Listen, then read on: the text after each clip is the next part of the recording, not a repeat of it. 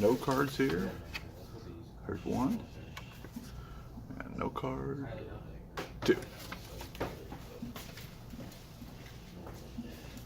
Okay, today's topic you're definitely going to want to pay attention to because this could be the difference of a longer life expectancy and a better quality of life, or possibly a shorter death.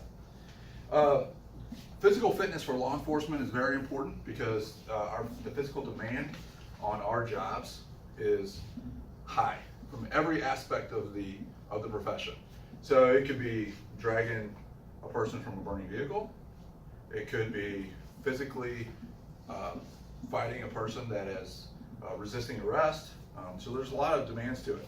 So you want to have the proper physical fitness, and creating a physical fitness program and proper nutrition will be the first start. So in this topic, I'm going to go over data on mortality rates for police officers versus the general public, 5 ways to maintain overall fitness, proper nutrition, developing a fitness program, and also the last one is surviving a fight, how it relates to your physical fitness.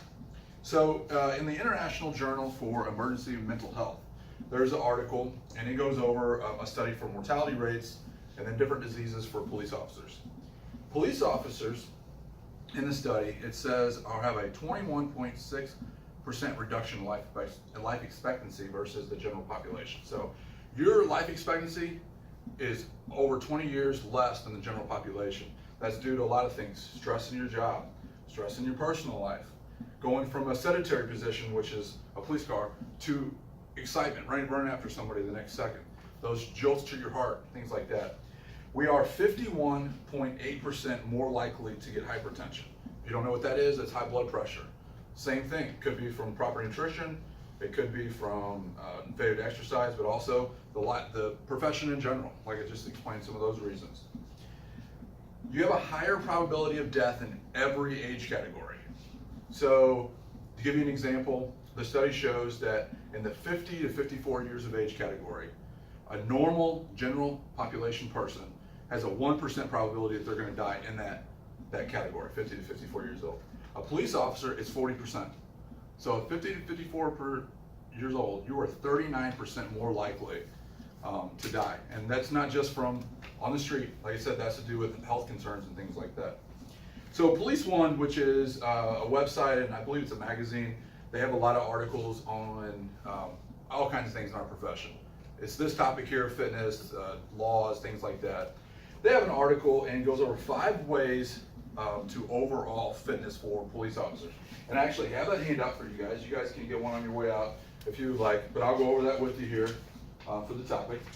So the 5 ways it gives: you got to protect your cardiovascular health, so which is going to be your heart, lungs, all that kind of stuff. You're doing exercise, cardiovascular. Develop your muscle strength, so weight training, eating proper proteins, things like that. Make food your friend, not your foe. So trying to eat less food, not necessarily is always right. It's eating the right foods.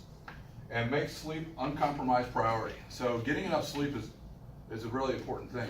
If you actually don't sleep for 24 hours, it's the same thing as you're legally intoxicated. So you gotta get enough sleep. And then the last one here, which is kind of messed up by the staple here, it says make wise boundaries, which is making sure that you can kind of manage the stress in your life, things like that. So like I said, these are sitting here so you guys can get it on your way out if you would like. CrossFit Law Enforcement, it's another website, has a lot of things for police-related physical fitness and proper nutrition. Their article that I pulled up was on what a proper diet looks like. So for a proper diet, you have to have 30% proteins, which is going to be like your meats and your steaks and your chickens and things like that. 40% carbs, which is going to be your grains, it's going to be your breads, pastas, and then also your fats, which are going to be like cheeses, dressings, oils, things of that nature. So you need 30% protein, 40% carbs, and 30% fats. These are your macronutrients. So these are the 3 main groups that you need. There's calculators online. I use one that can track your food based on like your lifestyle, which is, it could be active, sedentary, versus your weight, your age. It could give you a rough idea of how many grams you need a day, how many calories you need to intake, and it'll separate them by these macronutrients. So you make sure that you're meeting the correct ones every month. Healthline has a really good article on creating a physical fitness program. What they say is you want a good combination of weights and cardiovascular exercise. So you're going to need it both. Just having one is not really going to do the trick.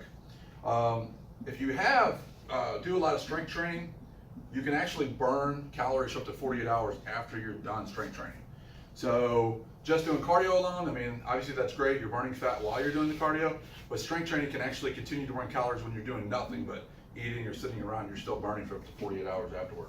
A lot of the shift has been for cardiovascular exercise from walking on the treadmill for an hour and a half to try to burn calories to high intensity interval training, which is acronym for HIIT. And what that is like turning the engines on full steam and then shutting them off. Turn them on full steam, shutting them off. And that kind of turns trains your heart so that you know how to handle the sedentary life and then also the excitement that you get out of your car and run after people and things like that.